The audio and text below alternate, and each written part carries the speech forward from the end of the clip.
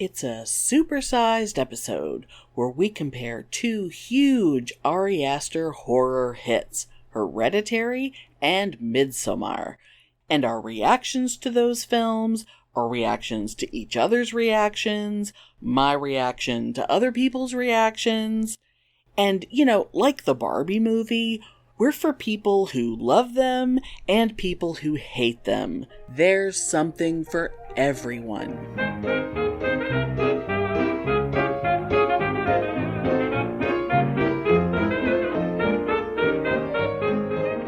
Welcome to Pitney and Amelia's Bitchin' Boutique. We may be awful, but we're right. Should we just start about being very excited? Oh my god. Yeah, so how should we start? Oh my god, how do we start? How do we start an episode that we're so excited to start? We're too excited to start because we don't know how to start. Yeah. Because we just have so much to say. And, well, for one thing, we're gonna get our little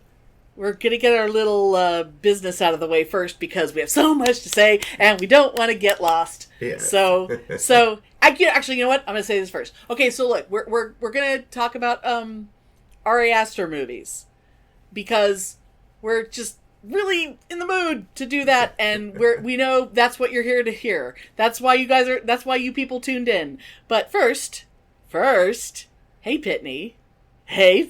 Yes. What's bitchin' with you, Pitney? Oh my god. So, what is totally bitchin' right now is totally geeky, as always, with me. I don't know if I mentioned to you, but I was so excited about this video game coming out called Starfield, right? It's oh no, I haven't heard about it. The studio that made Skyrim. Of course. So, boom. Really excited. That automatically makes it the most exciting thing in the world for you. But, when I was perusing Game Pass, I don't know, 3 days before the game came out, and it's probably been out for a couple weeks now. But about 3 days before the game came out, I noticed another game had just come out called Sea of Stars. And I was like, well, I am going to download this and play this, and then in a couple days I can play Starfield. Okay. I have become so obsessed with this game and finishing it.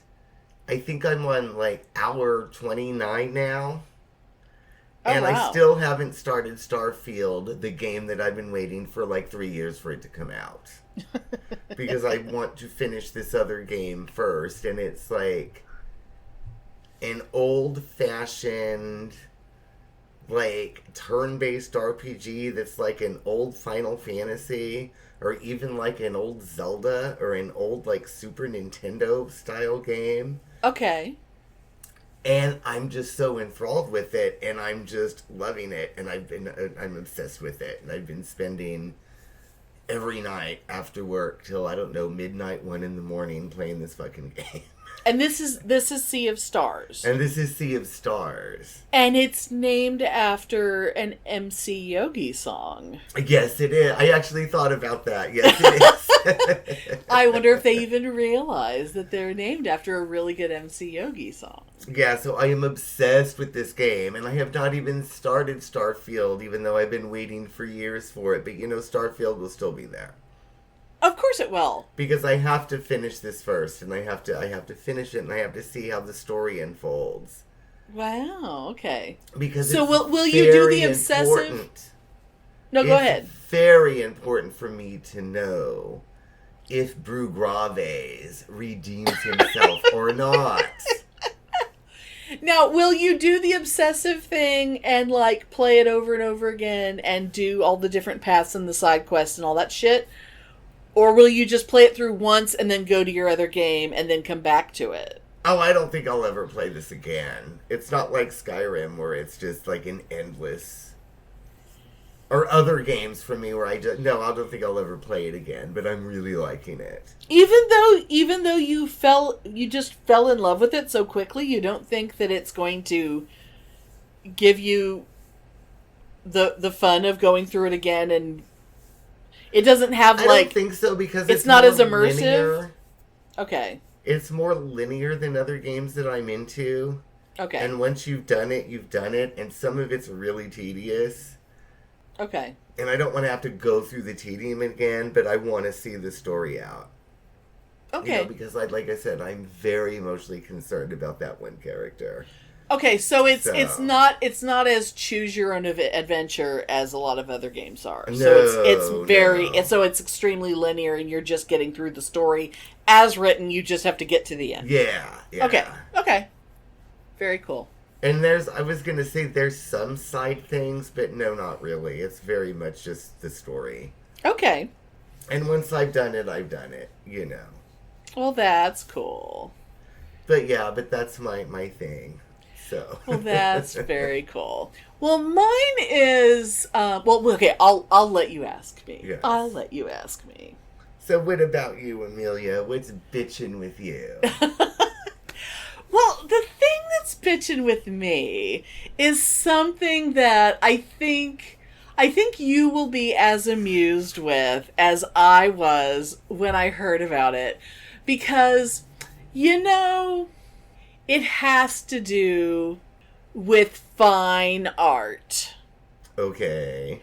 And the kind of very shishi fine art that you and I find stupid. Okay. So there's this artist. Let me look up his name again because I only just learned it. And I'm probably going to pronounce this guy's name wrong, and I don't even fucking care. Yeah. I believe his name is pronounced Jens Hanning. Okay. He is a Danish conceptual artist. Okay. Who lives and works in Copenhagen. So, apparently he was known for a particular, I guess it was a series of works in, I don't know when, but let's say within the last 10 years, that he did, where he took money and put it on canvases, like these large canvases covered in money, and it would be like, let's say, this is the annual salary of the average laborer. Oh, okay. And he, glued money to a canvas. Okay. To make a concrete, that's the actual amount of money. And then would make another canvas that had the amount of money that would show visually how much money, their boss would make or whatever it was. Okay. Yeah. And so the idea, so he, gluing money to a canvas. Yeah. So apparently, the Kunsten Museum of Modern Art, Aalborg in Denmark, a couple years ago, commissioned him to do that again. I guess an updated version of that.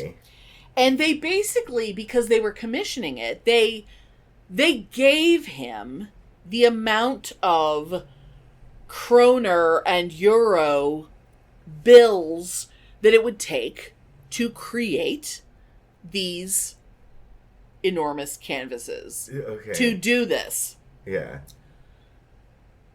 What he gave them, what he turned in when it was done, was 2 very large blank canvases, and the art installation he titled "Take the Money and Run." Yeah. And I've actually read about this asshole. Yeah. Oh, you have. And so I've read about this. And what he said was that the art is that he keeps the money. That is what makes it art. That he does not return the money to them. That they gave him the money for this purpose, and he keeps it, and that's what makes it art. Mm-hmm. So they sued him. The only reason why I know about this is that they sued him, and apparently the lawsuit, like, just got done, and he has to repay most of it. Okay. Oh, that's why I heard about it again, because I read about it a long time ago, and it's just like, oh, how stupid, right? Right. But I think it was yesterday or the day before I heard about it. They mentioned it on NPR, and I'm like, oh, I remember that. That was so long ago. Like, totally forgot about it. So that's why, the lawsuit got settled. Okay. He's an artist because he's an asshole. See these blank canvases I just handed you? They are art because I'm a dick. Of course. And I tricked you into giving me like $500,000 for 2 blank canvases. Mm-hmm. Aren't I clever? Aren't I a clever boy? Mm-hmm. And he's also really ugly. I should just say that. Oh, I'm sure. Because as soon as I looked at him, I'm like, yeah, he looks like the kind of guy who would do that. Fucking conceptual artist piece of trash. Oh, please. I know. Yeah, we can't even get into it, but you know how much I hate that shit. Yeah. I mean, I knew. I'm thrilled that you had actually heard of it before, but I'm actually kind of surprised that you had never mentioned it to me before, because as soon as I heard it, I nearly texted you about it, but I said, no, I'm going to wait. Oh, yeah, no, because I was so giddy that I wanted to wait until we were recording. I don't know what makes me more happy, just knowing that such stupidity exists, or knowing that he has to pay the goddamn money back. Oh, God. I think what a both. shithead. It's just fabulous. It's like, no, it's not art. You're just a dick.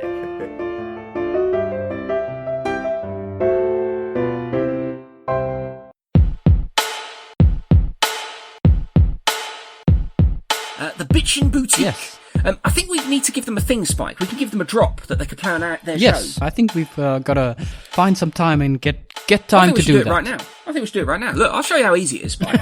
Watch this. I'm just going to do it live. Okay, do it live. Like that bloke screams. I'm just going to do it live. Watch this. Hi, this is Dr. Dan from the Two Skeptical... I can't do it now. Look, I can't speak. Too much pressure. I'll try again. Take 52. Hi, this is Dr. Dan from the Two Skeptical Chaps podcast, and you are listening to the most bitchin' boutique. See? That was easy, wasn't it? Okay. They could send us one, we could play it as. Yeah. Right, you do it. Yeah. Right, what do you want me to say? Whatever comes to mind. Hi, this is Spike from the Two Skeptical Chaps podcast, who ain't no bitch, but you're listening to the Bitchin' Boutique. Oh, that was good. I hope they use that. Let's see if they cut it and put it in their next show. Diplomatic community.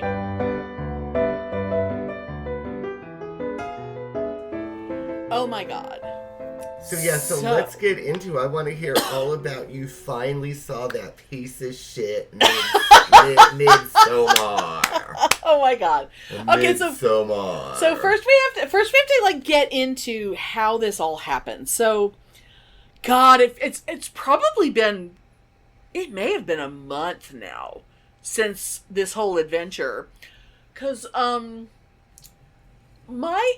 my husband, Mr. Amelia, who regular listeners know, who, by the way, I should just say, more than one listener has now mentioned that my husband, Mr. Amelia, a.k.a. Filionel, has, like, the sexiest voice. Oh, that's so fabulous. I mentioned it to him, and he's like, oh, honey. And I'm like, honey, you just... Dude, That's why I've made him record so many meditations things for me for my pagan stuff. Because he just has that deep rumbling... Which I know he said he doesn't want to do any more of, so I won't make him do any more of it. I did use him numerous times for that. My God. He does have an excellent... Sometimes I forget. Just how Yes, he does. Anyway. how magnificent his voice is. Yes. So anyway, so Mr. Amelia, the YouTube algorithm suggested to him a video one day that was I'm not sure. I don't think it was quite 4.5 hours, but it was definitely considerably more than 4 hours.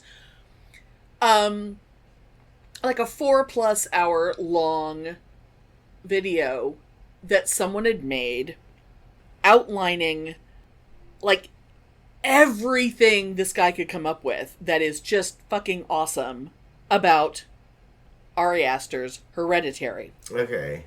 So he had started to watch it, and I kind of was like, oh, I'm going to watch it too. But since he had already started, and there was never going to be a time when he and I could sit down together and watch an over 4 hour long thing. God, no. Yeah. So he and I just sort of, during our work days, it took me like an entire work day to get through it.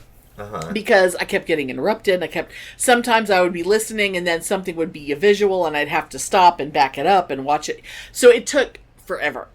But this guy had done so much detail and research because there's so much in that movie. And I mean, this guy was like looking up words like the words that were written on the walls, and he was going into things like every time he noticed something like consistency and every time this happens, this, people are wearing this color, or just certain things that he would start noticing patterns because he watched it so much, because he loved the movie so much. So he was just sort of like, and then he was going into like every interview he could find with Ari Aster and seeing if he could find any reference that he might have made to colors or symbolism or whatever, to see if he could get any, indication that he was picking up on things that were actually there. And so it really got us both really hyped up to watch it again. But because I've been so busy, it was like, well, we weren't going to be able to watch it for like another couple weeks. We weren't going to have time to watch it together for another couple weeks.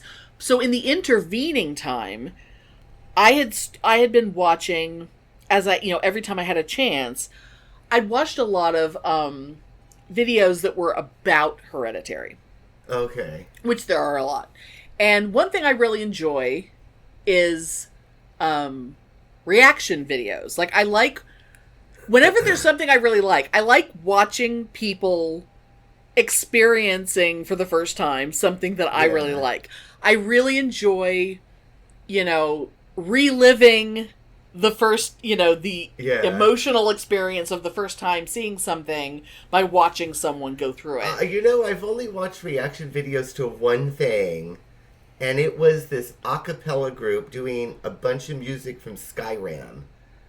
And they were so amazing. And they're like in costumes with sets and weapons and the makeup. But they're an amazing fucking a cappella group, and I was just like so blown away. I was like, I literally cried and screamed the first time I watched it. And I found these videos of all these like a cappella, other people watching them? Yeah, like a cappella geeks. Right. Watching this. And it was mostly a cappella people, but there was some Skyrim people. Because there was a ton of reaction videos to this.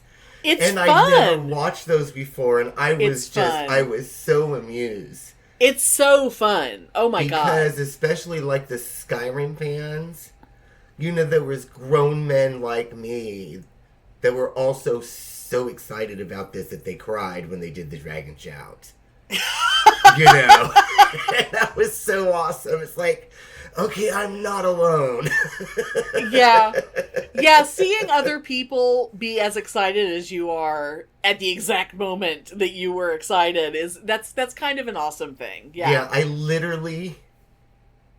See, I'm crying right now thinking about it. This is how much I love Skyrim.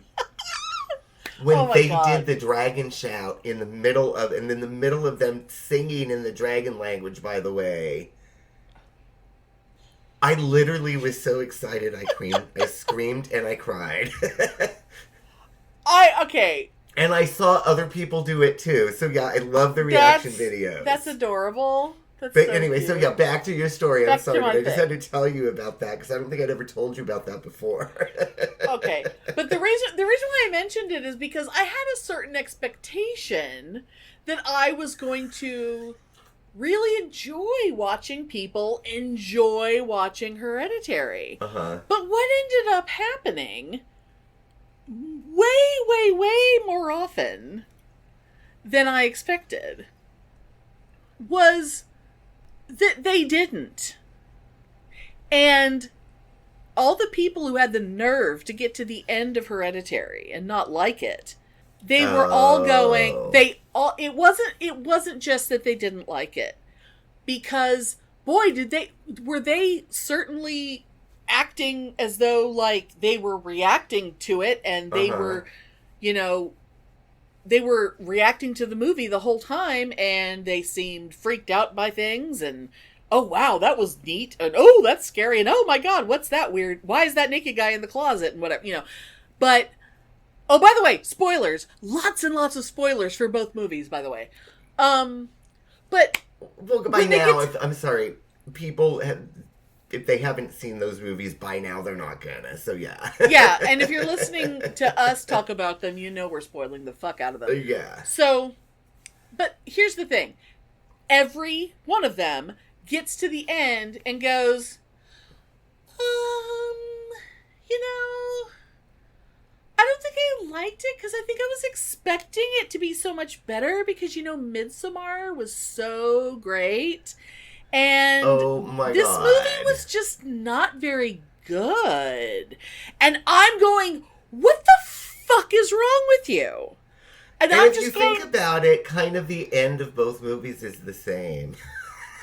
I mean, but the thing is, though, that it's like, I'm just, but I will save one major opinion concerning you get to the end of Hereditary, and I will give you a pass on one thing. Yeah. But I'm going to save that for later. Okay. But it did lead me to think about what the fuck, to think about the fact that I still hadn't watched Midsommar. Yeah. And you and I started talking, and I was like, you know what? Because we did a few years ago, we did an episode where we talked about Hereditary as part of a episode where we talked about trans characters in horror. We talked about Charlie as a possible representative of a trans character. I remember talking about it. Okay, yeah. That was a really good, crazy episode. Because we were having a hard time finding characters worth talking about as trans representation. And Charlie is kind of in this tenuous area of, if Charlie was ever really Charlie, it's like, what was in Charlie the whole time. But, we also, when Pitney saw Midsommar, originally, we did a whole episode about his feelings on that fine film. And so we kind of decided it was time for me to watch it, and I have opinions, but I've been doing a lot of talking, so I'm gonna let Pitney talk about his kind of recap his feelings on it. On that movie? Oh Lord. I mean, originally your concern was that it was going to be like, it was going to paint pagans in a bad light and whatever. And... Yeah. And I think it maybe possibly did a little bit of that. Maybe. But I think it just painted... I think it painted everything in a bad light. It painted tourists in a bad light. It painted Americans in a bad light. It pasted straight guys in a bad light. It crazy, grief-stricken straight girls in a bad light. Pure, innocent cult members in a bad light. There's nothing good about that movie. I hated everything about it. I was offended by so much of it, both from the pagan point of view, Because I still did get that.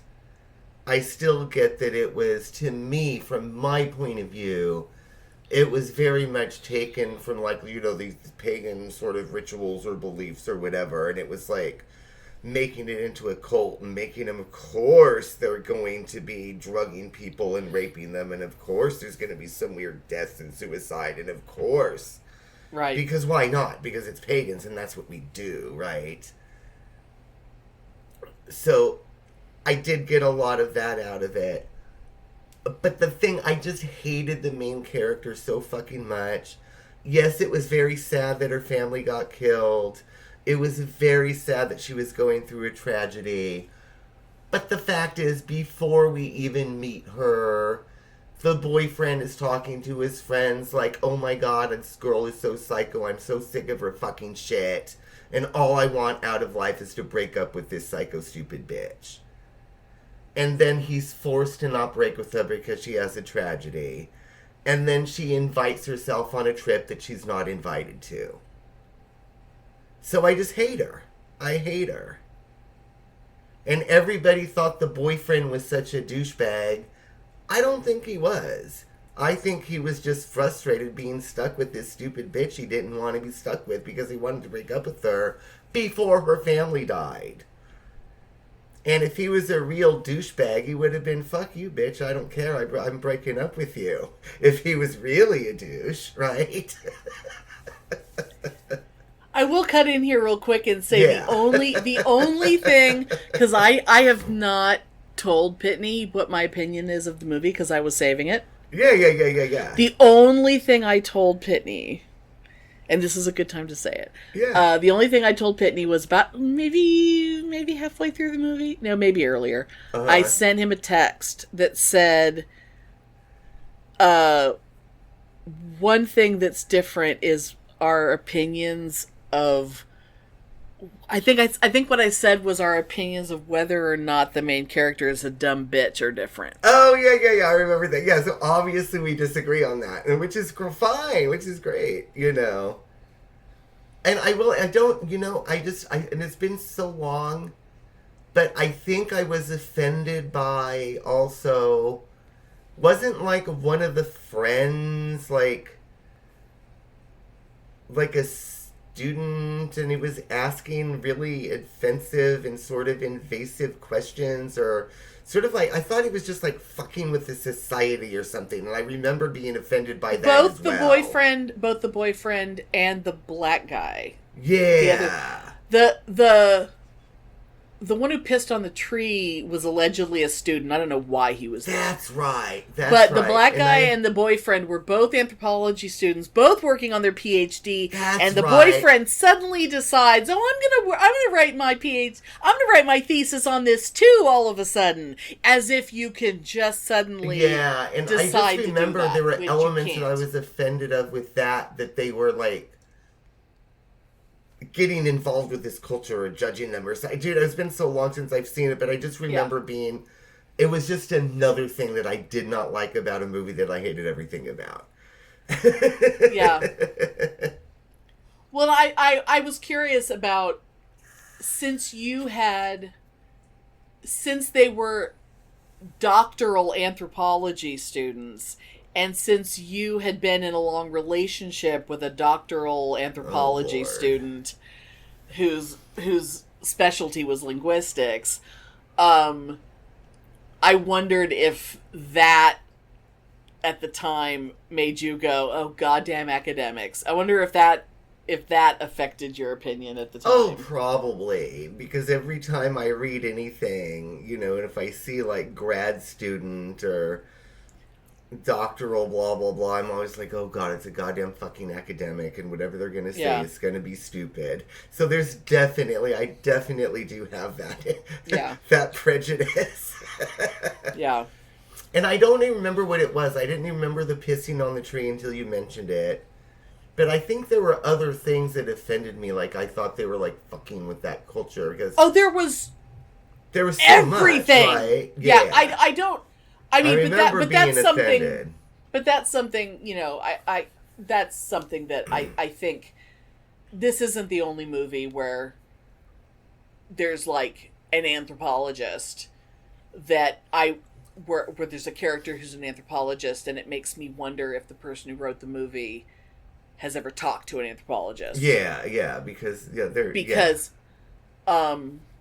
it's like you do know that this is it's not like, oh, I'm gonna have like a couple days of talking to some people and then I'm just gonna go write a thesis. That's not how any of that shit fucking works. But because it normally, but you'd go live with them for 4 years or something. Isn't that what you would normally do? You can't suddenly write a thesis on something you never fucking heard of before. Yeah, you can't.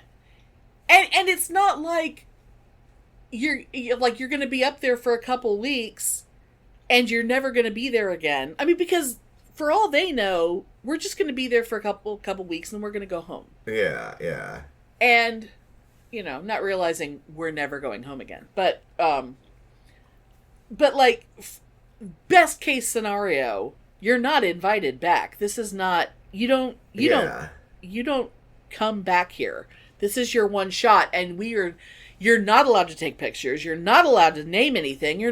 It's like, no, you can't write a thesis on this if you're not allowed to tell anybody anything about it. That's right. Now I'm remembering. They did basically everything they told them not to because they just didn't give a fuck. Because the people said, sure, you can write your thesis. You're not allowed to actually you're not allowed to say where we are. You're not allowed to say who we are. You're not allowed to take any pictures. You're not allowed. It's like, basically, you can't tell anyone anything about us, but sure, try and write a thesis. Didn't the students sneak into some secret place? Of course he did! That's right. Okay. Piece of crap. I was so much of that movie that, everything offended me about that movie. But see, that's why they had to die. But that's just why they had to die. That's why it's like, go, good, die. All of you fucking die. But that's not why. I don't have a problem with that. They can go be assholes and die. I don't have a problem with that. Yeah. That's not my problem. My problem... I'll go back to the beginning. Yeah. Okay. Is Midsommar gorgeous? Yes. Is it unique? I mean, is it a movie unlike anything I've really ever seen before? Yeah. I mean, yeah. Did the trailer blow my mind and make me want to see it? Like, I was like, as soon as I saw that trailer, I was like, whatever the fuck that is, I'm in. Uh-huh. I was obsessed. I'm like, I have no idea what that is, but I want to see it. I don't even care. I'm going to see that. And am I fascinated by the fucking Horga? Yeah! I fucking wish we'd been actually shown something. Yeah. Or had some things explained to us. Because I don't think they were. Because, do I think this movie is good? Unfortunately, no. Because what I think happened was that Ari Aster conceived of a great idea. He thought about it and had some really cool ideas. You know, like how George Lucas can conceive of some really great worlds and have some brilliant big ideas. But he has no business writing his own universe. But he can't fucking write. Yes. But the difference is with Ari Aster can write, and we know he can write because he wrote Hereditary. Yeah. And that movie is a goddamn masterpiece. So we know he can write, but for some reason on Midsommar, he failed to actually write the movie that was in his head. I think it's possible that he may have had a really good movie in his head. He just forgot to write it down. Because it's like I was saying, all the guys, all assholes, including Christian. I'm going to include Christian in that because I actually have a very, very different opinion about how the movie started. Okay. I'm going to say this. A big part of why I didn't see it until like 2 weeks ago. Yeah. Or a week ago, maybe. was because of, you saw it first, my husband saw it, they both thought it stunk. I was aware that lots of people fucking loved it. Yeah. But you two did not. Did Fiona feel the same way that I do about whatever the fuck her name is? I don't think I asked him about her specifically. Oh, okay. No, I was just wondering. Okay. But no, he really hates the movie. He really hates it. Although he did say, before I sat down to watch it, he said, be sure that you have Kleenex with you. Because he knows me and he knows that I cry. Oh. And I said, you think I'm going to cry? And he goes, well, yeah, probably. Because he knows that Florence Pugh cries a lot. He knows that she cries a lot. Yeah, and he knows that I love her and as an actress. And that... But the thing is, she never made me cry in this. Uh-huh. And I think it's because I was too angry. Yeah. And I was too angry that she was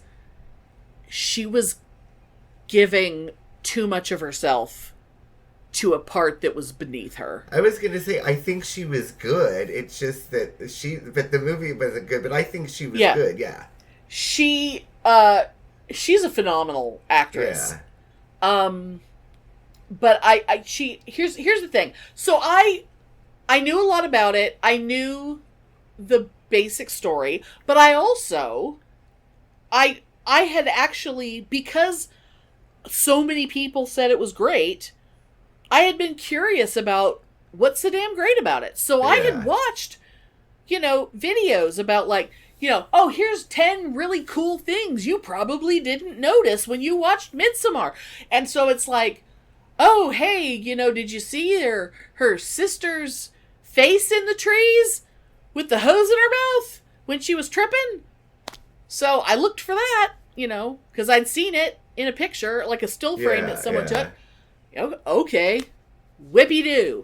I don't know if I noticed that or not. Maybe not. It doesn't fucking matter. It's not that exciting. No, I know, it doesn't matter. It doesn't matter.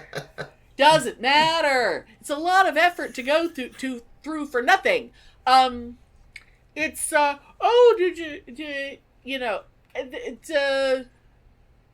did you notice I don't know. Did you notice that the murals tell the story of the movie? Okay, great. And they do. Like, at the opening of the movie, it's like a big shot of that big piece of art. It tells the entire story of the movie. Oh, okay. So, you'd have to watch it again, but you're not going to. Oh, God, no. It's, there's just all kinds of things like that. So, I knew a lot of things going in. Yeah, I knew about Skin the Fool. And I knew the fool got skinned, and then I see someone wearing someone's wearing his face. Yeah. And I knew that asshole gets sewn into a bear. And I knew that, the only actual scene I had really watched, and I realize this might make me seem like a sicko, the only scene I had watched in full was the old people going off the cliff. Because I was curious. Because I was curious what they really showed. I do remember that, I will say, in the theater, that was actually very effective, because it was very surprising and very unexpected, and I could see if I didn't know what was coming. Both were like, "Oh my god, what the fuck?" I think if I had no idea what was coming, it would have been more effective. The only problem, and this is one of the things about these people who love it so much and watch it over and over again, how they don't start to think, hey, maybe this movie is stupid. Because I just have a question. So if everyone when they turn 72 walks to the edge of this cliff and is supposed to, like, do a swan dive onto the magic rock to bust their head open to die.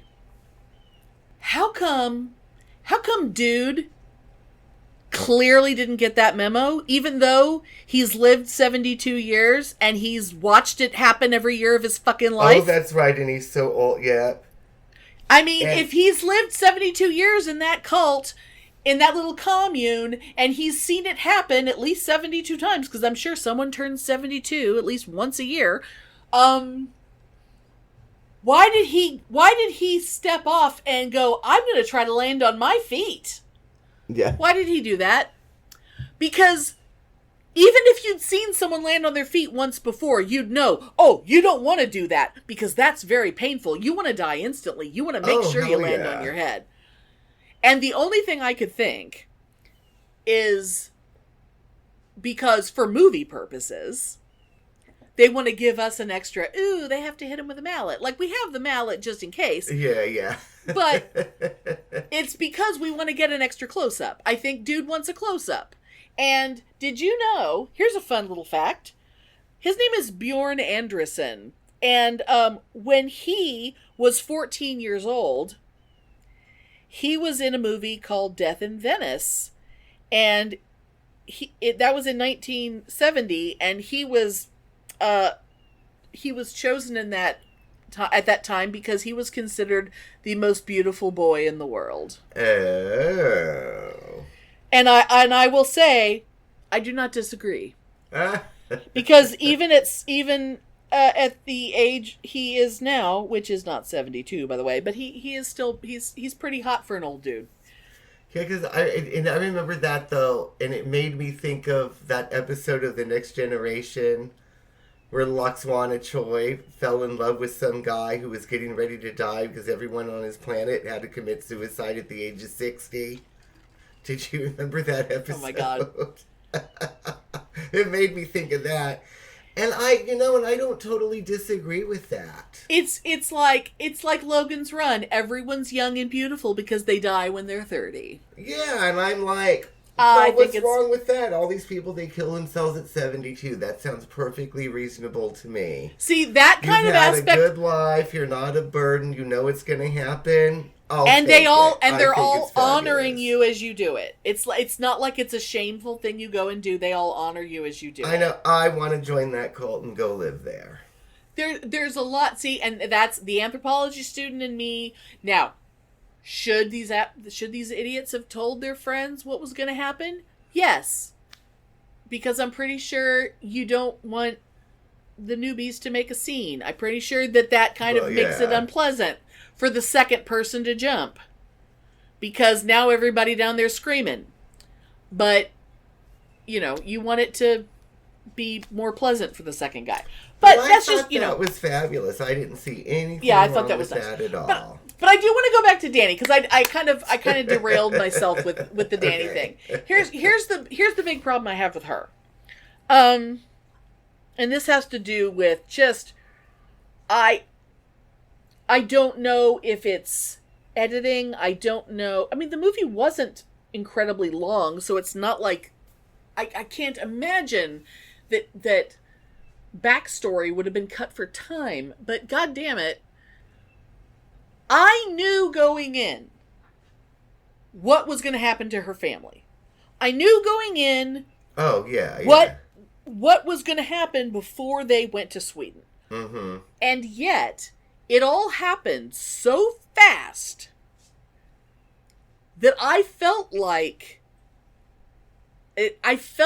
wait a minute, am I watching a weirdly edited version of this movie? Because I feel like there's scenes missing. It feels like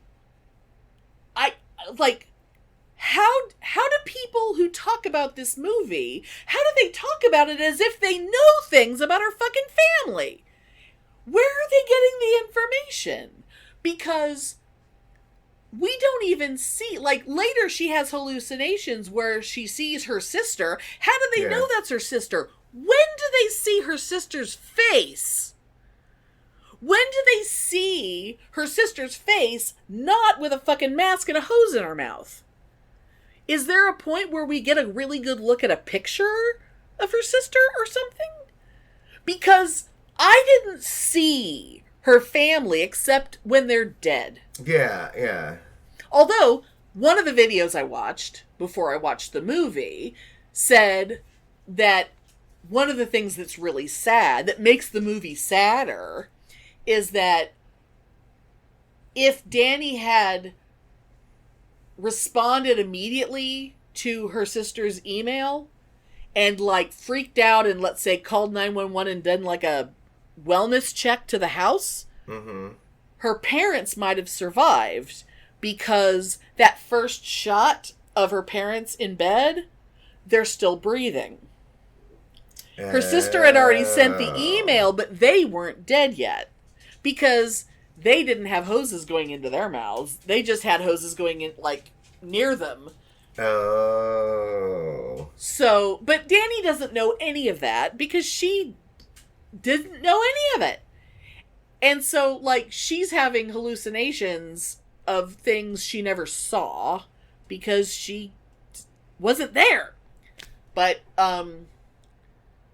so, like, you know, like the image in the tree of her sister with the hose in her mouth, she never saw it! She can't be having that hallucination because she never saw her sister looking like that. Yeah, but it probably lives in her imagination as a trauma, you know. But it's like, so even with that, though, oh, and there was one part where she's talking on the phone to a woman, and I remember I paused the movie and I was asking my husband, because, like, the scene had ended and had gone on and she's talking to her boyfriend, and I was like, wait a minute, who was that woman she was talking to earlier? And he goes, I don't know, I guess a friend. And I said, because we know she has a therapist, because we know that she goes to therapy and that she has... Yeah, and I kind of... And that she has medication. And I said, so she has at least one friend.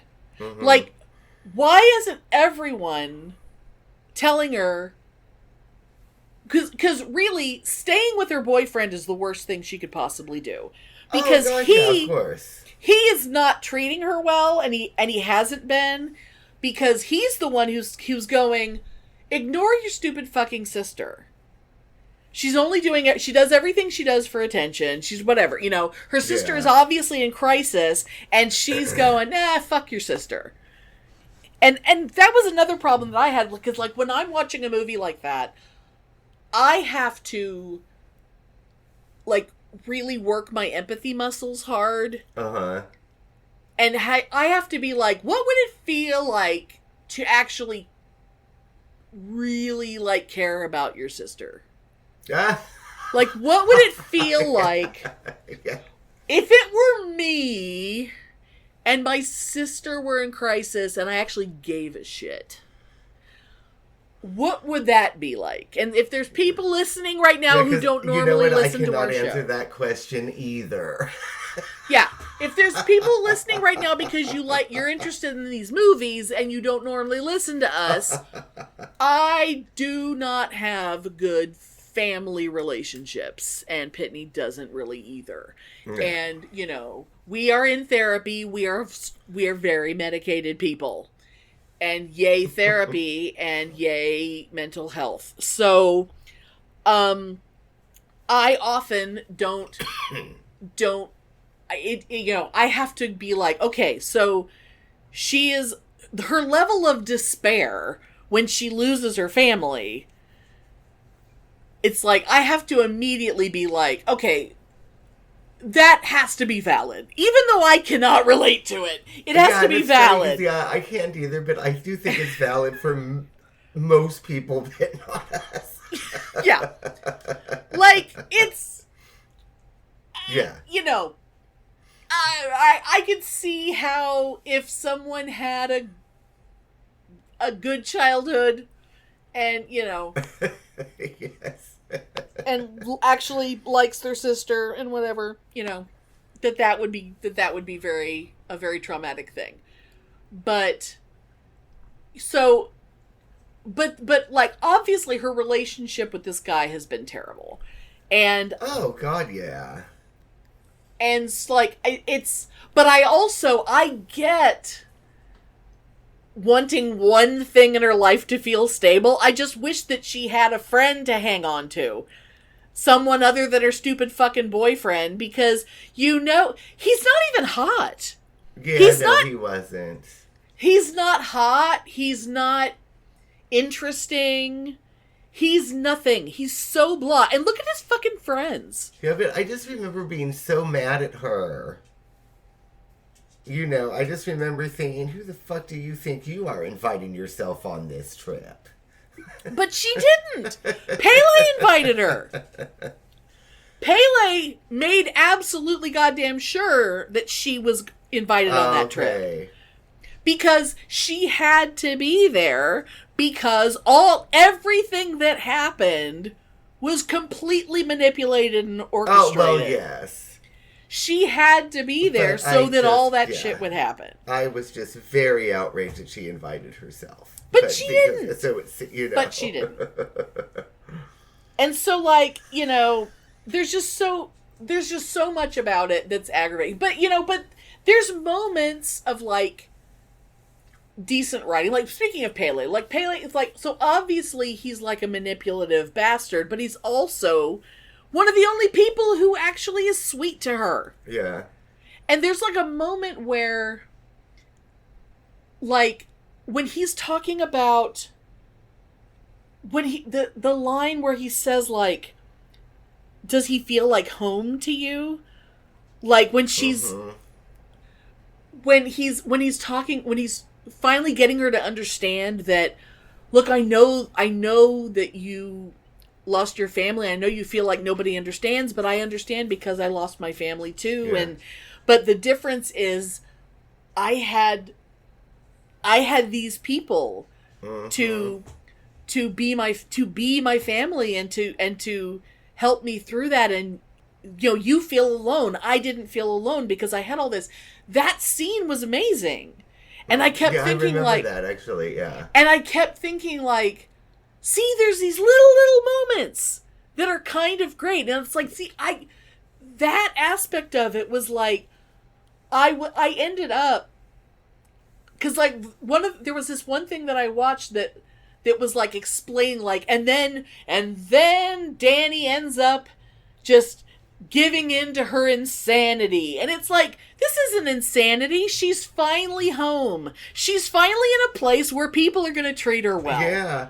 I thought it was anti-cult propaganda, because I thought that place was fabulous. They never did anything wrong ever that was not deserved. I thought it was fabulous, and I still want to go live there. Now, I don't know about those two people that other guy brought, the ones that came from like the UK. I have to believe that they were just as much assholes as the Americans somehow. Yeah, because we just didn't get to know them well enough. And you don't get killed. It's that simple. That's totally reasonable. Ingmar, or whatever his fucking name was, he brought them for whatever their purpose was, and he must have had them pegged as assholes, otherwise he wouldn't have brought them. But, like, I just really don't. And then he sacrificed himself. He was one of the people at the end who went into the little yellow triangle hut. There's Oh, I thought it was let's go move there tomorrow. Let's just give up our lives and just go move there and be part of that community. It did make me really want to do mushrooms. It did make me want to do mushrooms again, because I have not done mushrooms yet, and I still really want to. Oh, I'm afraid to ever do it again, so I don't know. You're going to have to do it on your own, even though we've been planning for years that we were going to do it together. I'm too afraid to do it again. Well, maybe you just have to control your dosage so you don't shit your pants or whatever it was that happened. I did too much because I listened to what these people told me that I should do, and it was way too fucking much. But I didn't know that. How many times have you done it? Just like 3. But the first 2 was such a minute amount that it wasn't that, you know what I mean. Well, see, because our plan, So I was just like, for the I'm listeners. going to really do it this time. But I did too much. And then, it was... Right. Let's just say the myths are true. The stories are true if you do too much. Yes, anyway. That you shit your pants. Yes, Well, maybe we'll yes. just get some adult diapers. We'll get some adult diapers. We'll sit out on my patio and we'll do shrooms. Because what we want to do, what the plan is we were going to sit out on my patio and do shrooms, and then we were going to just record everything we say. Yeah. And see how much of it, and just have an episode that's just us laughing and talking about God knows what is going to come out of us. That's true. That might actually be really fun, because when it was fun, it was fun. You know? I mean, I used to get really stoned and laugh at nothing. Yeah. So, but I do want to bring up one thing that I don't want it to go to, you know what, actually, oh my God, I'm just looking at the time. We haven't even talked about the glory that is, okay, I see, that's why we did our bitchin' first. Okay, I'm skipping a lot of the all the stuff I wanted to learn about the Horga. Yeah. I'm going to skip my little question. Maybe someday we can talk about... Prepare for noise. I'm sorry, hold on. All right. Okay. Because I'm gonna bring up this one thing, and I'm gonna see what you think. So, so the guys on Friday the 13th, within a couple days of when we recorded this, they had just put out an episode where they talked about Midsommar. Hi guys, we're not saying that you're wrong for liking Midsommar, but you're wrong.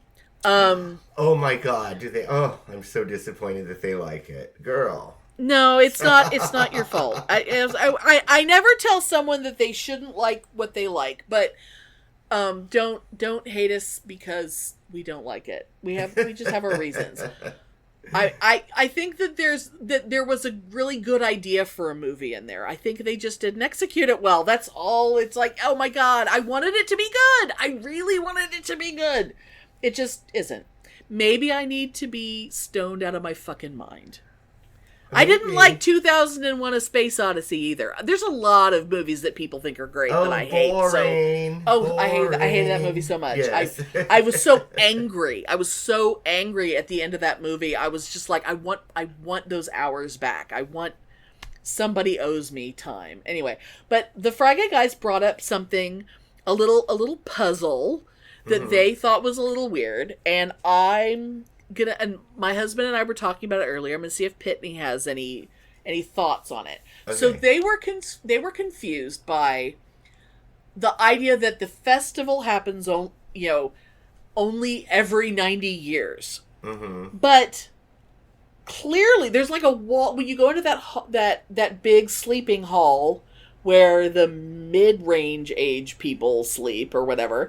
There's like a wall of photographs of all the May Queens. And they're photographs. So that's clearly a May Queen every year. Mm-hmm. So like every summer they get a new May Queen. So that's obviously an annual event.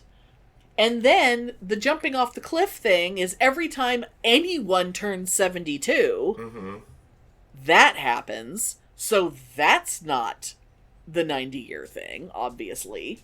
So what the fuck is the part that happens every 90 years? And so Mr. Amelia and I were kind of kicking around, and we were like, well, maybe it's the feasting, maybe it's the going to that extent. And he thought maybe it's bringing in the newbies and getting the fresh sperm from the outside. Oh, is a that's 90-year thing. Because that's definitely what was going on when, that was definitely a part of it. So that's possible. Having the circle of the naked ladies of the village, and going around behind the guy and pushing his butt. See, that was the most horrifying in the movie to me. The round of surrounded by a circle of naked women that all wanted to fuck me, oh my god, I would just commit suicide. No, they didn't want to fuck him. No. They wanted him to fuck her. That's right. They just wanted to be there, and they just wanted to do whatever they could to make it as exciting as possible by going, I would have ran away in terror. Yeah, but he wanted to fuck that girl. Yeah. He was, but you know, you get behind him and you push his butt in really, really good with your. That's right. I forgot about that. That's so funny. Oh, it's so disturbing. That wouldn't seem like every 90 years would be enough for that, would it? I don't know. I mean, how inbred do you gotta be to have your lips swell up that big? I don't know. Yeah, I don't know that every. Because 90 years otherwise, would be they're a pretty damn attractive bunch of people. Yeah. So I don't know. There's not a Habsburg jaw among them, so there's not too much inbreeding going on. Yeah, maybe it's whatever. Because 90 years, that's like every third, fourth generation? It could be some weird sort of celestial thing, maybe. Maybe a comet, maybe like Halley-Bopp comet. I don't know. Yeah. You know, we'd have to study those stupid fucking murals. It's like maybe, you know, when the comet comes and you have to kill yourself because your soul's going to get taken away on the comet, maybe it's something like that. And then they all put on their, they put their purple shroud and they all put on their Nikes. Yeah, so I just don't know. There you go. Yeah, that's really weird. Yeah, I don't know. And I don't think it means anything. I think it was just, I'm sure the writer just made it up thinking it was interesting. But see, that's the problem. That's the part that makes me mad, because the same brain that came up with this is the brain that came up with Hereditary. Yeah. And Hereditary is a movie that did not drop a stitch. That movie covers everything. Yeah. That movie explains everything, and the people who think it doesn't, they just apparently didn't go back and watch it a second time. Yeah. And speaking of that, you recently rewatched it. I did.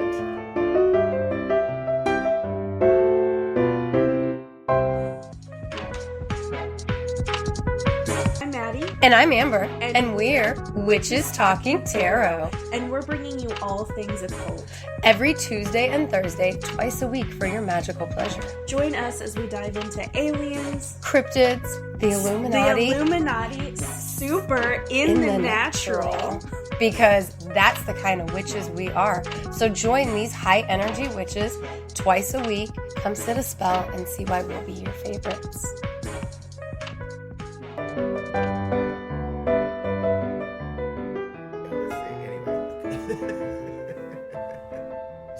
So you and Sarah went to see Hereditary? Yeah, recently? we did a little Amazon Prime rental. Had she seen it before? No. I can't remember. Is she? That's it. Had you kind of warned her? Did she know what she was getting into? I just told her that, you know, she knew that it was a horror movie, and I told her that it was, you know, there was some disturbing content in it, and there was some mild gore in it. Yeah. And she was like, okay, whatever. Yeah, no, she's not a horror fan, but she's like, you know, she's game. She's down for whatever, but right. She would never watch horror without me, but it doesn't bother her. Yeah. Like her roommate, my other friend Sylvia, would never in a million years watch a horror movie. She'd just be like, oh my god, you know. See, and to me, Hereditary is such a phenomenal movie. It kind of goes beyond a horror movie for me because it's such a family drama on top of the horror, that it's like, it's so much more than that, which I think is more like a big part of masterpiece theater mystery. Yeah, it's like the horror aspects of it are almost, I mean, they're almost irrelevant. Yeah, it's almost like, you know, I'm rereading The Moonstone, which is this old 1800s novel by Wilkie Collins. That was something that they did on Masterpiece Theater. Oh, okay. And they did another story, another book of his called The Woman in White. And it's like these supernatural sort of like horror things that are mysteries. But they're totally family dramas that all this stuff unfolds to make you understand what's really going on. And you're like, oh my God, that's really... And it's almost like Hereditary is like an old vintage masterpiece theater piece. Oh my God. But yeah, I think one of the things that makes Hereditary work so well is because you don't really see anything supernatural for so long. Like, you get a sense that there's something creepy going on, but you don't really know what's happening for so long that all you really... That a lot of... And that's another thing of watching reactions of people and kind of seeing, like, people who are just sort of saying their thought processes out loud. Yeah. Which is an interesting thing. And seeing how many people are going through this thing of being like, they're not sure if they think Annie's crazy or not. Mm-hmm. They're not sure if they trust Annie. They're not sure if they think she's just being nuts and overreacting to everything. And I think a lot of that is hysterical woman. You know? Yeah. And like they have like an automatic assumption of, well, she's obviously just this bitch who didn't love her mother. Or whatever, you know, or just weird, you know, like they come in with these weird, like they know they love Toni Collette and they know she's going to be great, but they go through, like, watching people when they're watching it, going through all these emotions about how they're feeling about this character, because they're absolutely not believing, because she's talking about everything in terms of mental illness runs in my family. Yeah. And of course they're going to view it that way, because they're not going to view it as my mother has been trying to possess the male members of my family with a demon. And not you know, supernatural possession. Yeah. And it's like the people who, and this was the little tidbit that I was saving from earlier. The people who were reacting to it, who got to the end of watching it the first time and were going, I didn't really like it. It wasn't like brilliant and wonderful like Midsommar.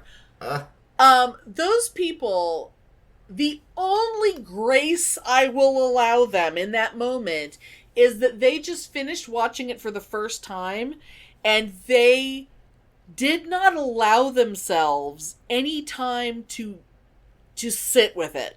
Yeah. They're just at the end of that, hail Paimon, hail, and then the screen goes black, and then Both Sides Now starts playing, and they're sitting there going, what the fuck did I just watch? Yeah. And they have no idea what's happening, because so much happens in like the last 10-15 minutes of the movie. Like, everything comes together. There's so much in that movie, and if you have not had the time to really process it, you don't know what you just saw, because so fucking much is in that movie. And if you haven't watched it, like, even like the first viewing, I was so blown away by it, but even I still had to think about it for a day.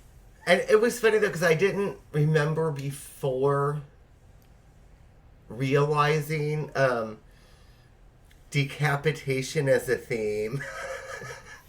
You know? Really? Were you just so focused on other things that you weren't really noticing? Oh, there's so much decapitation in this movie. I guess, yeah. I didn't really realize decapitation as theme. Like with the bird and with... Yesterday, yes. Oh, my God. Oh, yeah, when she cut off the bird. And I was like, what the fuck is up with this psycho little girl? But it makes sense now, because that was... Yeah. She was possessed, right? And Paimon demands heads. Yeah. He wants heads, and she's working on it. And it's so doing funny what she can. because I am a very unsympathetic, cynical son of a bitch when I watch movies. There's nothing that pisses me off more than a goddamn angry, sullen child. I have no sympathy, and I hate sullen children, and I'm like, I don't care if they're wounded, just slap them and get them out of it, that little bitch. But it makes sense in this movie because it's not really her, she's possessed. You know? She's literally an ancient demon in the body of a child. Literally like the soul of a little girl with like being possessed, and it's not that, you know what I mean? Right. So in this, I could overcome my horrible hatred of sullen children because I realized later that it wasn't that. Right. I know that makes me and sound the terrible. actress, her performance is so phenomenal.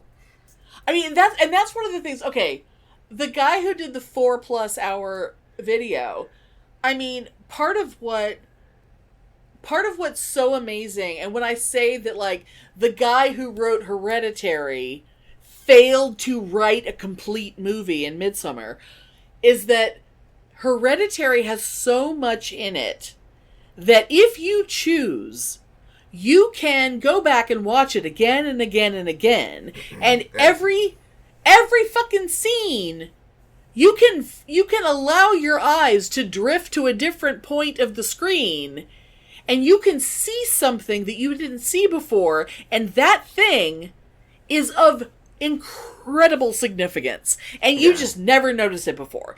There, and one of the things, one of the things that guy realized was, in doing research about Paimon, and like the things of like the bird's head and stuff, the sound that she's making, that little like click thing, is actually a cluck. Because it's a bird sound. She's clucking like a that bird. Is true, I suppose. And it's like, oh fuck. That, once you think that, then it's like, oh god damn it. Fucking birds. Now it's, and apparently birds and Paimon have actual things to do with each other. I have to cough again. Oh my god, I'm so excited. I love this movie.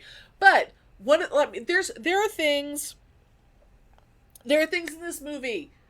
People who don't like Hereditary. If you just watched it once, I mean, if you really, really hated it, like I'm not gonna make you watch a movie that you hated again. Yeah.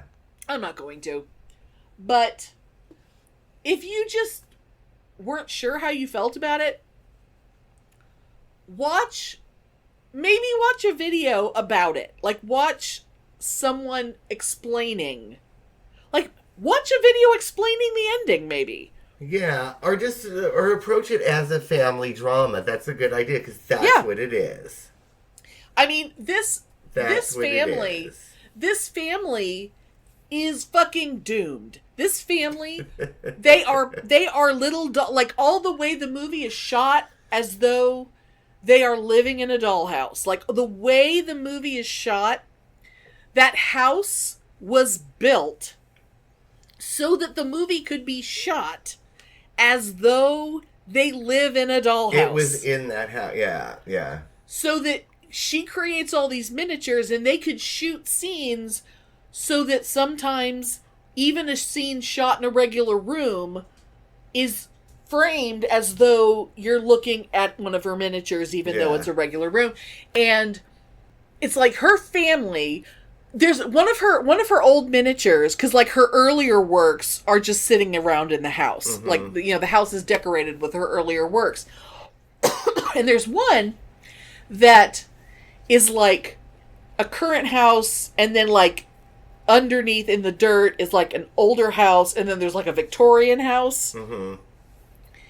And that sort of gives this impression that, like, it's like, it makes you wonder, like, has Paimon been fucking with this family even before Ellen, even before the grandmother. Like, has Paimon been fucking around in this family trying to come back? Yeah, because and like he only just managed to get successful because like it doesn't make sense that the grandmother was like managed to accomplish everything that she did. Yeah. On her own, like she was just some random woman who joined a coven and became the bride of Paimon, and then, you know, became so powerful because that woman had fucking power. And, oh my God. There's so many little things that are in this movie that I didn't even realize that you don't notice until you watch it again. And one thing, and I don't know if you would, because since it's been a while and you haven't watched it back to back. Yeah. That if you were to watch it again soon, pay attention to things like, whenever the house is empty, like the people there's no one home, but people are coming into the house, like they come home from the funeral or whatever. That we are in the house for a few seconds every time before the door opens. We're always in the house for a little bit before they come home. There's a reason for that. If you listen, you can hear people scurrying around in their house. Oh, really? And if you look at the floor, especially by the front door, there's always like dirty footprints all over that nice wood floor. And when they walk in, the father is always going, shoes off, shoes off. He's always telling everyone to take their shoes off because he's so aggravated by how dirty the floors always are. And he's always mad that everyone's tracking dirt in. The family's not tracking the dirt in. Oh, interesting. See, I didn't There's notice that. always fucking cult people in their house hiding. And it's like, I think those are the ones. I don't think Charlie wrote on her own wall. I think the cult members are writing things on their walls. I think. Oh, maybe. I think they are making things happen by writing things on the walls at certain times and doing, you know. It's. Oh my God. That's possible. Because they are, you know. Because they know that.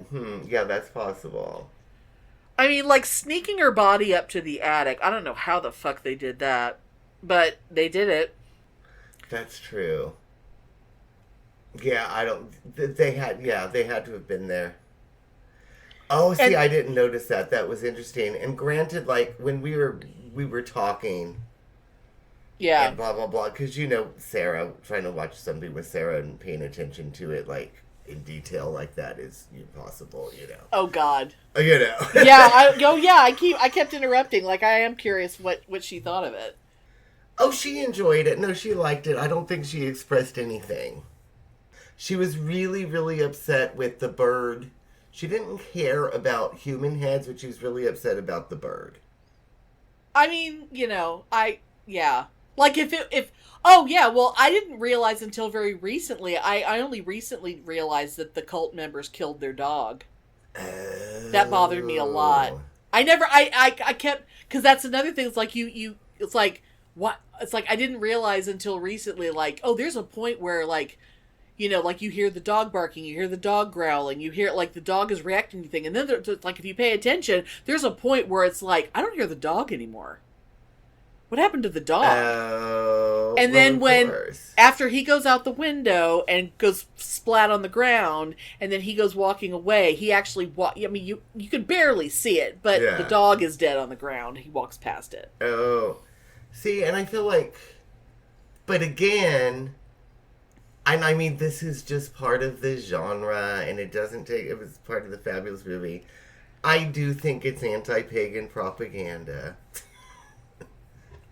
I think it's anti-coven propaganda, this fictitious belief that a coven can never make anything like this actually happen in real life, because it can't.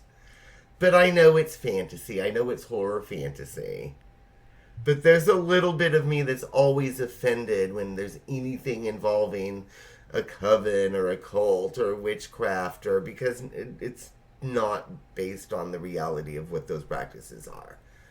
And I know it's horror fantasy, but there is a level of that's kind of offends me. Because of course she was in an ancient coven, and of course this happened, and of course this group. But groups like that don't exist in reality. But I guess maybe that's why it's horror fantasy, right? But there's a level of me that's offended. Does that even make sense? I mean, as much as I enjoy it, and it was a good story, and, if you're going to, I mean, it's called a suspension of disbelief. If you're going to believe that demons exist, if you're going to believe that there are kings of hell, then... Well, that's true. And that people worship them, that's not the same thing as paganism. Well, no, I know, but... That's not what paganism is. I mean, it's like anything else. It's like being a fan of horror is like, I would have to believe that Jason Voorhees can actually still be alive even though people keep killing him. Or whatever. Well, that's Or that true. Freddy Krueger can actually kill people in their dreams. I mean, I have to believe that that's true, otherwise I can't enjoy the movie. Yeah, well, that's true. That's true. You have to operate within the framework of the movie as it exists. Yeah. But the reason why this movie is so great is because the family part works. Yeah. Because the performances, and I mean, because he's so goddamn good. And then he fucking drops the ball on Midsommar. And then he, like the last movie, he did a movie this year that I was really gonna get excited to see. And then Joaquin Phoenix was in it, I think. And I was like, well, fuck that then. Because I can't look at his stupid face. Oh God, what's it called? Wait, I'm gonna look it up. I guarantee you I didn't see it, but I probably wanted to. Yeah, okay, Ari Aster movies. Beau is Afraid. And let's see. Who all is in Beau is Afraid? Oh, I don't even know that is it out yet? Or is it's long been out. It's out and gone. See, I've never even heard of it, which really surprises me. See, Patti LuPone is in it. Parker Posey is in it. There's all these... Bill Hader is in it. There's all these people that I was excited to see. But then it stars... Joaquin Phoenix. His stupid face. And he annoys the fuck out of me, so I didn't go. Oh. See, I have no opinion of him whatsoever, except his brother was hot. That's the only opinion I have of him. He was in Gladiator, and you know how much I hate Gladiator. He was this sniveling emperor or whatever in Gladiator. Oh God, my mother's favorite movie. I know, and I mean, he was like the second worst thing in Gladiator. After Russell Crowe.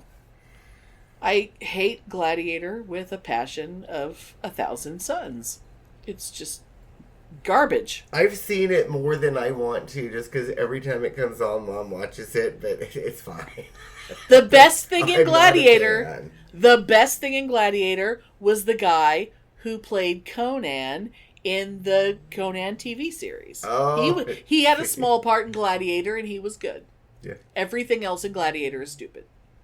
Okay, do you hear him? Wait, listen.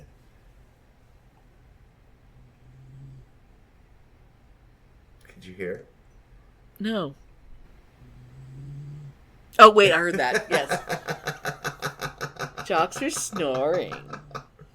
I hear him. Little puppy. He has one of those old man doggy tumors, those fatty tumors that they get. Oh, a fat pad. Yeah, he has one of those big fatty tumors, like, okay, Your if chair I'm is making noise it's again. like right here. So when he rolls over and does his thing, you see this, like... Oh, he's got a doggy punch. But all dogs get that when they get old. I love a fat pad on a dog. I mean, they all get it. It's fine. But I mean, Spike doesn't, but he's also, he only weighs 5 pounds. If he got one, it would weigh as much as his entire body. Yeah, but it's gotten kind of big, and Mom was like, "Oh my God!" I'm like, "Mom, it's fine. He's old. The dog. That's just dogs get them. It's fine." My sister, the dog that she had that had epilepsy had a fat pad. Mm-hmm. That was the dog that she eventually just stopped calling her by her real name and just started calling her Little Fat because she was just such a roly-poly. I remember that Little Fat. You remember Little Fat? Yes, I do. The little I part don't remember corgi. the dog, but I remember that name. Did I ever even meet that dog? Oh, probably. She was a little cutie. She was a little part corgi mix that had seizures all the time. I probably met it at your parents' house, I'm sure. Yeah. She had the part. She had the part Chow Chow. A dog named Cranberry, who was very keyed into Little Fat's epilepsy, and Cranberry would attack Little Fat when she would have seizures, and so that was terrible. But they're both long gone. Yeah. Anyway. Oh, yes. Anyway, so Hereditary. So, in conclusion, Hereditary, masterpiece. And like I said, I think it read like an old masterpiece theater because it's a family drama. It is a brilliant family drama. And couldn't you see it drawn out into like 6-hour-long episodes? And have it all be enthralling? I could totally see that. And God damn it, Toni Collette, once again, horror movies ignored by all award offering things and not even nominated for anything. She should have won Best Actress, but she wasn't even nominated. And it's a fucking crime. Midsommar should not have been nominated for anything. Oh, God. Was it? Oh, I'm sure it wasn't. Oh, I hope not. I mean, because horror movies aren't. But the only thing I want to say about Midsommar is that I remember when the disc came out, we had some, I guess it was a big deal. I didn't think it was going to be that big of a deal, but we had a little display case at my store. And it was that, the movie poster with Danny screaming. And because I hated her so much, in my mind, every time I'd walk by that 20 times a day, in my mind I'd be like, "Take a Valium, bitch." Oh my God. Which is so not nice, but yeah. Thanks for listening. If you enjoy our show, please take a moment to rate and review us wherever you listen. If you send us a screenshot of your review, we'll send you a Bitchin' Boutique sticker. Everyone loves stickers. Please subscribe or add us to your favorites wherever you get your podcasts. Subscribers get new episodes first and are also more attractive. Drop us a line anytime at PitneyAndAmelia@gmail.com. We'd love to hear from you. Oh my God, before I forget. Okay, so the hideous one that peed on the tree. Because I forgot to write it down.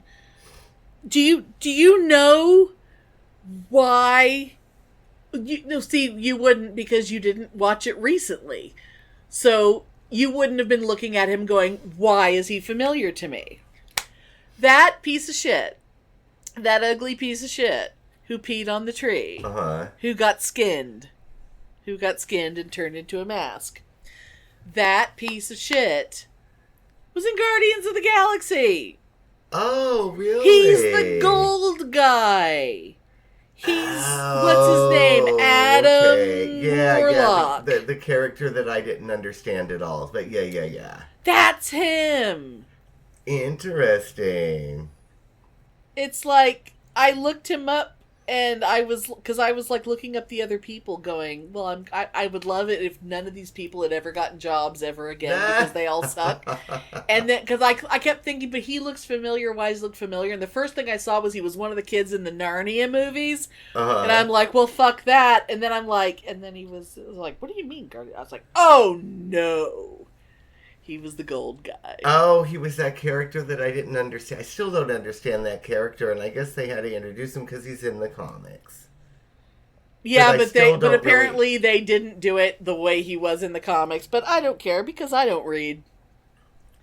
You know. But I loved that movie, but I was indifferent to that character, so whatever. Exactly. Doesn't matter. Yeah, but I was totally indifferent to that character. I thought he was extraneous, right? And he's just, the gross guy from Midsommar, so who cares?